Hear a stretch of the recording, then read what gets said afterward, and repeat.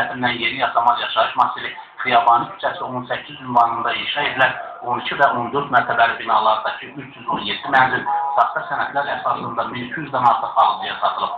Nəticədə indi bir mənzilin bir neçə sahibi var. Onlar azmış kimi binalarda tikinti işlər dayandırılıb və şirkətin baş bilənləri vətəndaşların ödədiyi küllü miqdarda vəsaiti özü mülkləşdirib.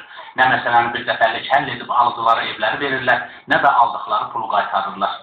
2009-cu ilin sonunda Elxandan və Şəhriyardan mənzil almışam Ura Eminçinin rəhbərliyindən və sonradan, yəni 3-4 ay bundan qabaq müəyyən olunub ki, mənim mənzilim məndən başqa 4-5 nəfərdə satılır və mənim kimi burada payçılar minlərləndir.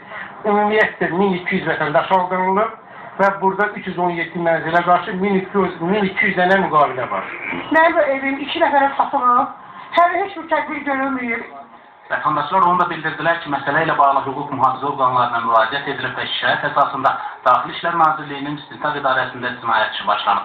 Lakin məsələnin həlinin yubanması narahatlıq doğurur. Elxan, Ura Eminçinin sədri, nə onun müavinləri indi Şəhriyardır, Bəybaladır, Vaqifdir.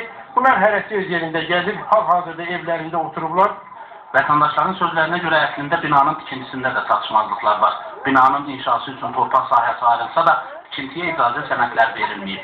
2006-cı ildə şirkətlə alıcı arasında bağlanan müqaviləyə əsasən tikinti işləri 18 ay ərzində başa çatdırılmalı idi.